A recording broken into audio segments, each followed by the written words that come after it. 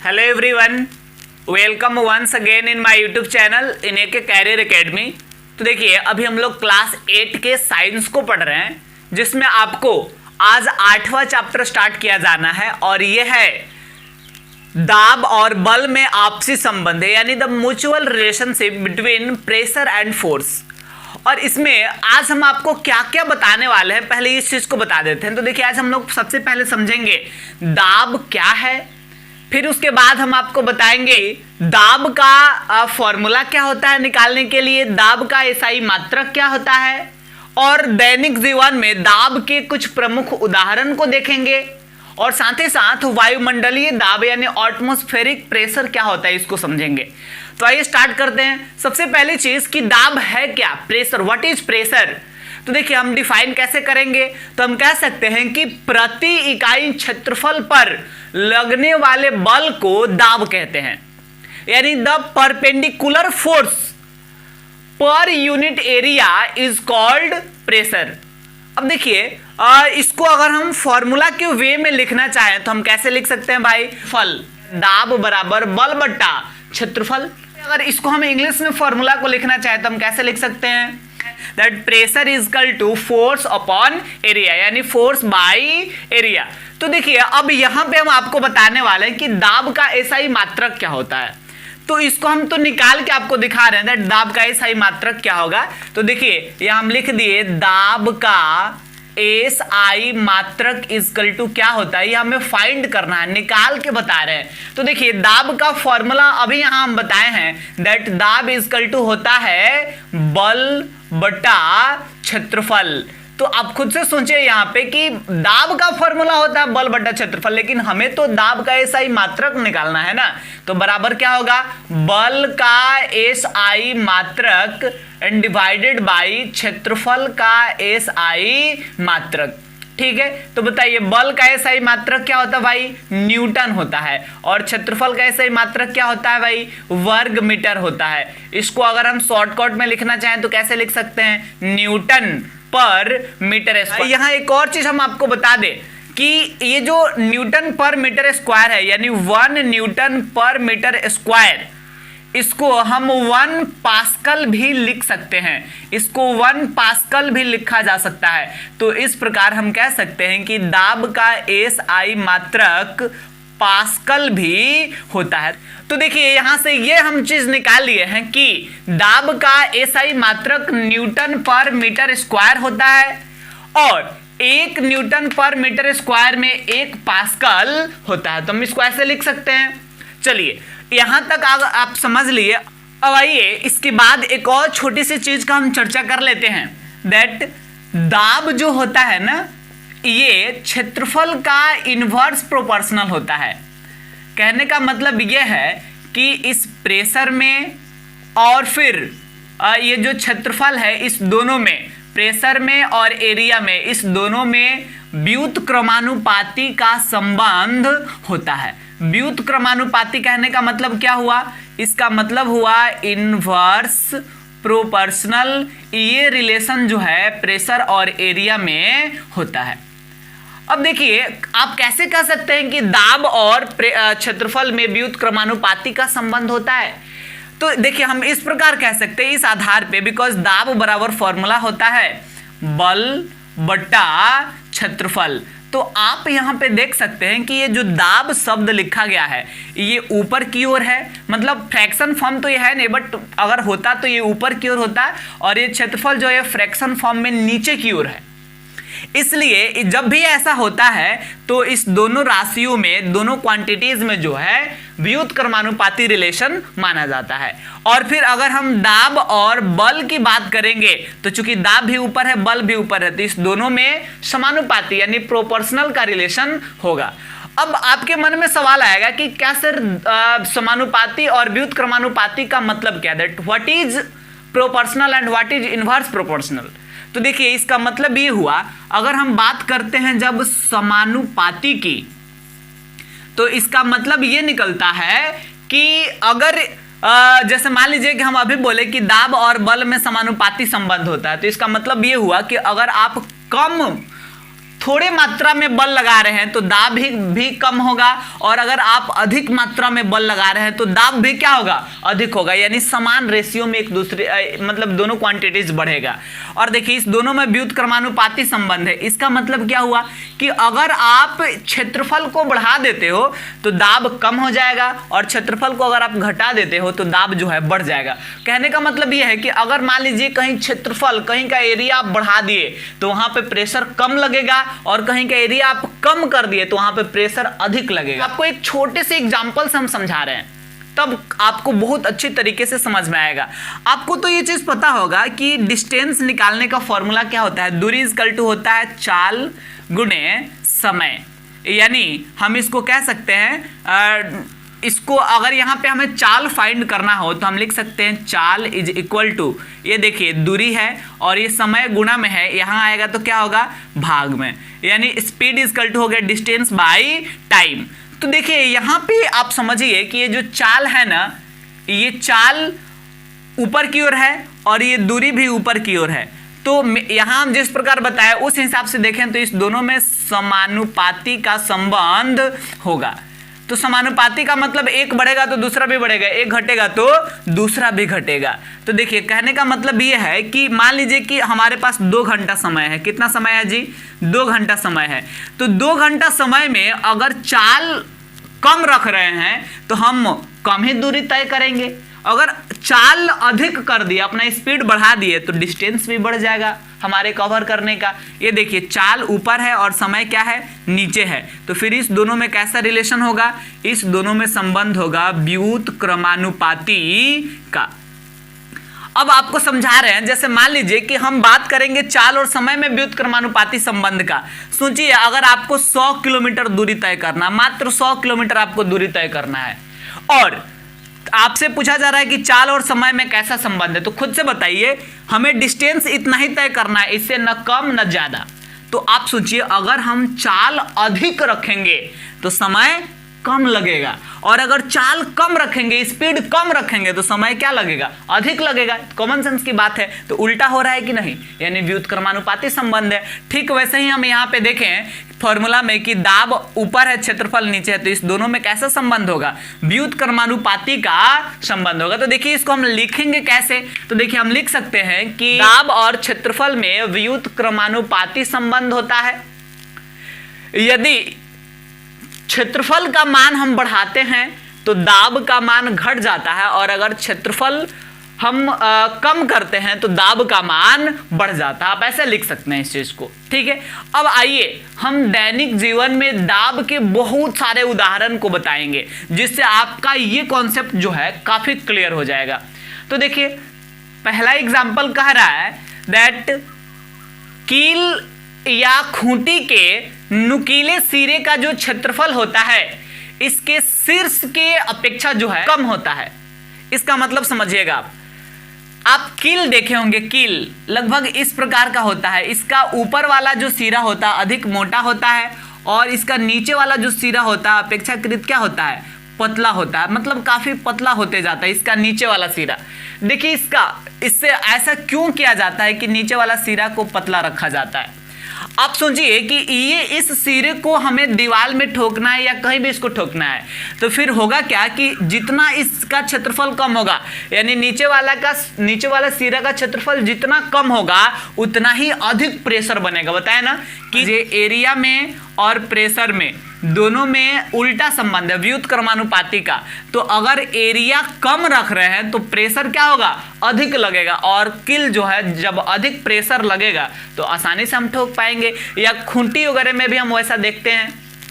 अब आइए कुछ और एग्जाम्पल समझाते हैं। जैसे दूसरा एग्जाम्पल हम आपको बता रहे हैं, चिकित्सा विज्ञान में क्या होता है कि सुई द्वारा जो है मतलब दवा का प्रयोग किया जाता है, उस सुई में आप देखे होंगे कि मतलब सुई का नीडल जो होता है वो काफी पतला होता है। पतला क्यों रखा जाता है, बिकॉज जब उसको हम ह्यूमन बॉडी में, हाथ में या कहीं भी प्रवेश कराएंगे तो फिर वो चूंकि उसका नीडल जो है काफी पतला होगा, यानी उसका एरिया बहुत कम होगा।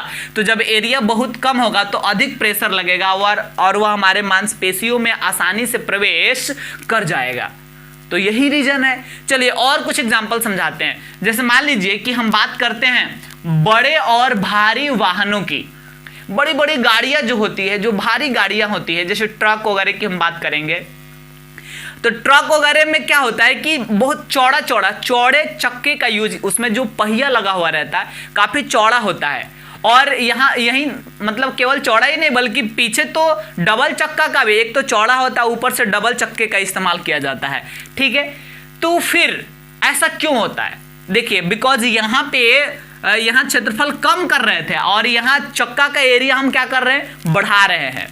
तो चक्का का यानी पहिया का एरिया जो हम बढ़ा दिए, बढ़ाने से होगा क्या कि जब जैसे हम बात करते हैं ये कोई भारी वाहन है और इस वाहन में ये जो पहिया है, इस पहिया के एरिया को हम बढ़ा दिए।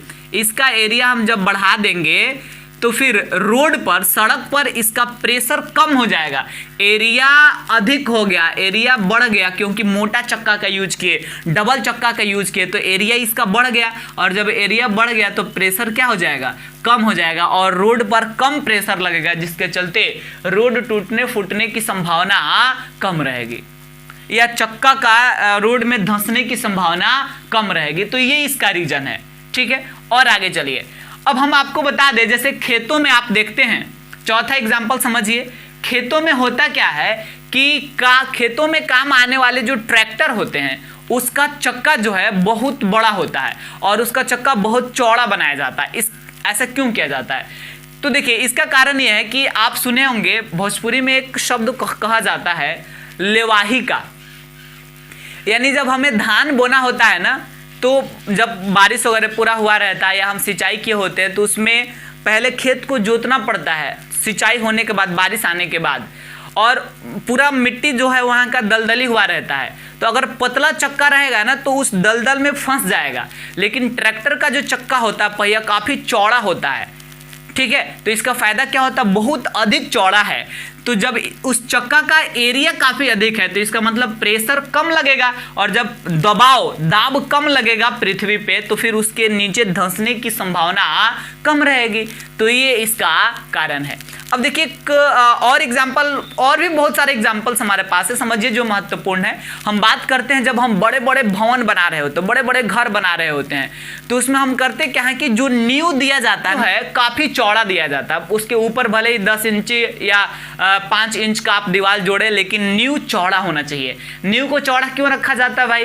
क्योंकि उसी पे पूरे घर को मतलब रोकना है, उसी पे पूरा घर जो है टिका हुआ है।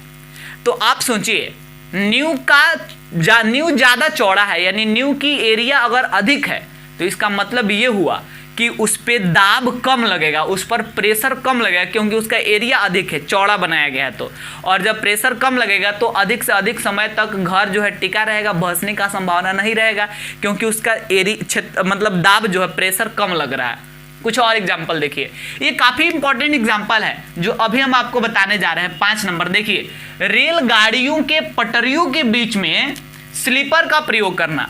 ऐसा क्यों होता है? जैसे देखिए आप देखे होंगे, जैसे मान लीजिए कि ये हम बना रहे हैं रेलगाड़ी की पटरी, तो आप देखे होंगे कि रेलगाड़ी की जो पटरी होता है ये दोनों तरफ से, इसके बीच में सीमेंट का या लकड़ी का स्लीपर वगैरह लगाया गया रहता है। इस पे ट्रेन चलती है लेकिन इसके बीच में ये स्लीपर वगैरह का यूज किया गया होता है, ये सीमेंट का बना हुआ या लकड़ी वगैरह का बना हुआ। तो ऐसा क्यों किया जाता है? ये पूछा भी जाता है आपके कई बार एग्जाम में कि रेलगाड़ी के पटरियों के बीच में स्लीपर का यूज क्यों होता है। कारण ये है कि केवल अगर सोचिए केवल पटरी रहता तो फिर ये कम एरिया कवर करता, बहुत कम क्षेत्रफल कवर करता, लेकिन पटरी के साथ साथ ये स्लीपर भी लगा दिए तो ये बहुत ज़्यादा एरिया कवर कर लिया। तो जब इसका एरिया बढ़ गया और इस पे जब ट्रेन चलेगी, भारी ट्रेन जिसमें बहुत अधिक पैसेंजर बैठे हुए हैं या उस पर बहुत सारा गुड्स जो है रखा गया, माल लादा गया है, तो बहुत भारी ट्रेन जब इस पे चलेगी तो चूंकि इसका प्रेशर, इसका एरिया, पटरी का एरिया पहले से ही बढ़ गया है, तो एरिया जब बढ़ गया तो ट्रेन का प्रेशर उस पर कम लगेगा और ये पटरी नीचे धंसने की संभावना जो है कम रहेगी। तो यही तो कारण है कि रेलगाड़ी के पटरियों के बीच में स्लीपर का यूज किया जाता है। और देखिए जब हम बोझ ढोते हैं, जब हम बोझा ढोते हैं तो उस स्थिति में हम करते क्या है कि अपने सिर पे चौड़ा सा मुरैठा बांध लेते हैं, जिसको पगड़ी भी कहा जाता है। अपने सिर पे चौड़ा सा पगड़ी बांध लेते हैं, इसका भी फायदा है। सिर पे चौड़ा पगड़ी बांधेंगे ना तो ये मतलब सिर का क्षेत्रफल बढ़ जाता है, और जब सिर का क्षेत्रफल बढ़ जाएगा, एरिया बढ़ जाएगा, तो इस पे प्रेशर कम लगेगा, और फिर प्रेशर जब कम लगेगा तब हम बोझ को आसानी से ढो पाएंगे, हमें कम भारी लगेगा। और आगे बढ़िए, अब देखे होंगे ऊंट के पैर वगैरह का जो निचला हिस्सा होता है वह काफ़ी चौड़ा होता है, और वो काफ़ी चौड़ा इसलिए होता है ताकि वह मरुस्थल में आसानी से चल सके। सोचिए, बालू में ऊंट को चलना होता है, तो अगर उसके पैर के नीचे वाले सतह काफ़ी चौड़ा होगा तो फिर एरिया अगर उसका अधिक होगा तो बालू पे दाब कम बनेगा, प्रेशर कम बनेगा, और प्रेशर कम बनेगा तो आसानी से चल पाएगा। और सोचिए, अगर पैर का निचला सतह का एरिया कम होता, चौड़ा नहीं होता, तो फिर जब एरिया कम होता तो प्रेशर अधिक बनता, और प्रेशर अधिक बनता इसका मतलब बालू में उसका पैर नीचे धंस जाता, तो फिर पैर नीचे जा रहा है, उसको ऊपर लाएगा, बल ज़्यादा लगाना पड़ेगा, जिसके चलते उसको काफ़ी परेशानी होता है। और आगे बढ़ते हैं। अब देखिए, आप देखे होंगे चाकू या ब्लेड वगैरह का जो क्या कहते हैं धार होता है वो काफ़ी तेज होता है, ताकि सब्जियों और अन्य पदार्थों को आसानी से काटा जा सके। तो देखिए, इससे फायदा क्या है कि चाकू का धार जब तेज होगा, ब्लेड का धार जब तेज होगा, तेज होने का मतलब उसका एरिया बहुत कम होगा। जैसे मान लीजिए कि ये चाकू है, तो अगर इसका धार पूरा मोटा हो गया है तो इसका मतलब इसका एरिया बढ़ गया है, तो जब एरिया बढ़ गया तो इसका मतलब प्रेशर कम लगेगा, और प्रेशर कम लगेगा तो सब्जी जल्दी से आसानी से नहीं कट पाएगा। लेकिन धार एकदम पतला है, ठीक है, तो फिर क्या होगा, इसका एरिया कम होगा, और एरिया कम होगा तो प्रेशर अधिक लगेगा, और फिर सब्जी आसानी से या फल आसानी से हम काट लेंगे। एक लास्ट चीज और समझिए। अब देखिए, कभी कभी होता क्या है कि दलदली भूमि में जब हमें दलदली भूमि को पार करना होता है, तब उस स्थिति में हम करते क्या है कि तख्ता वगैरह का यूज करते हैं। तख्ता कहने का मतलब क्या हुआ, पटरा वगैरह जो होता है ना, उसका यूज करते हैं। कहने का मतलब ये है कि मान लीजिए कि ये भूमि जो है दलदली है, यहाँ पे पूरा मतलब ये बारिश के बाद ये कमजोर भूमि बन गया है, और इस पे पैर रख रहे हैं तो पैर मेरा नीचे धंस जा रहा है, तो फिर हम करेंगे क्या कि यहाँ पे एक तख्ता का यूज करेंगे, यहाँ एक पटरा रख देंगे, और पटरा रखने के बाद जब हम इस पे चलेंगे, तो पैर जो है नीचे की ओर नहीं धंसेगा, पटरा भी नीचे की ओर नहीं धंसेगा। अब आपके मन में आएगा सर सवाल कि सर पटरा भी है, ऊपर से हम भी है, वजन तो और बढ़ गया, तो फिर ये नीचे क्यों नहीं धंस रहा है? इसलिए नहीं धंस रहा है कि ये पटरा का क्षेत्रफल हमारे पैर के क्षेत्रफल से अधिक है। तो चूंकि पटरा का क्षेत्रफल अधिक है तो एरिया बढ़ गया, इसका मतलब प्रेशर कम लगेगा, तो प्रेशर जब कम लगेगा तो यह दलदली भूमि में नीचे की ओर नहीं धंस पाएगा। तो ये सारे कारण है, ये सारे दैनिक जीवन में उदाहरण देखने को मिलते हैं, जिससे एरिया और प्रेशर में इनवर्स प्रोपोर्शनल का रिलेशन जो है ये सत्यापित होता है। एक लास्ट टॉपिक है, आइए उसको भी देख लेते हैं, और वो है वायुमंडलीय दाब। तो देखिए, सबसे पहली चीज यहाँ पे ये कहा जा रहा है कि वायु जो है हमारे चारों तरफ है, यानी हम पृथ्वी पे निवास करते हैं, और इस पृथ्वी के चारों तरफ क्या है, वायु है। और कहने का मतलब ये है कि वायु पृथ्वी को चारों ओर से घेरे हुए है, और पृथ्वी के चारों ओर वायु के ऐसे आवरण को ही हम क्या कहते हैं, वायुमंडल कहते हैं, ठीक है। और वायुमंडल की अगर बात किया जाए तो यह पृथ्वी के ऊपरी सतह से लगभग 800 किलोमीटर की ऊंचाई तक है, यानी पृथ्वी के सतह से लगभग 800 किलोमीटर की ऊंचाई तक वायुमंडल का आवरण जो है पाया जाता है। अब यहाँ पे कुछ और चीज समझना आपको, यहाँ पे हम लिखे भी हैं दैट वायु जो होता है ये स्थान घेरती है, वायु में भी भार होता है, वायु में गैसों के छोटे छोटे कण होते हैं, वायु में धूल कण होते हैं, जिसके चलते वायु भी इस पृथ्वी पे दबाव बनाती है, पृथ्वी पे प्रेशर बनाती है, और इसी प्रेशर को वायुमंडलीय दाब कहा जाता है, यानी इसी प्रेशर को हम एटमॉस्फेरिक प्रेशर कहेंगे, ठीक है। और वायुमंडलीय दाब का जो मान होता है यह लगभग 1 लाख पास्कल होता है, यानी 100 के पास्कल हम इसको कह सकते हैं। देखिए 1 लाख का मतलब इसको ऐसे भी लिखा जा सकता है, के का मतलब होता है 1000 यानी 30, तो आप कह सकते हैं कि एक वायुमंडलीय दाब में 1 लाख पास्कल होता है, यानी वायुमंडलीय दाब का वैल्यू जो है काफ़ी अधिक होता है। तो आज के वीडियो में हम इतना ही रहने देंगे। आज के वीडियो में हम आपको बताएं दाब क्या होता है, दाब का SI मात्रक क्या होता है, फिर उसके बाद दाब और क्षेत्रफल में इन्वर्स प्रोपोर्शनल का रिलेशन निकालकर बहुत सारे एग्जांपल्स को समझे, और लास्टली हम वायुमंडलीय दाब के बारे में बताएं। तो इस वीडियो के लिए बस इतना ही, और अगले वीडियो में हम आपको बताने वाले हैं इसी चैप्टर में से रिलेटेड एक फोर्स है विशेष प्रकार का, जिसका नाम है उत्प्लावन बल, जिसको उत्प्लावकता के नाम से भी जाना जाता है। काफ़ी इंपॉर्टेंट चैप्टर होगा, उसमें हम बहुत इंटरेस्टिंग बात को समझाएंगे। जैसे मान लीजिए आप देखे होंगे कि जब नदी या तालाब में हम छोटा सा कील को अगर हम डालते हैं तो वह डूब जाता है, लेकिन लोहा का ही बना हुआ बड़ा सा नाव नहीं डूब पाता है। इसका कारण क्या है, इन सारी चीज़ों को हम अगले वीडियो में समझेंगे।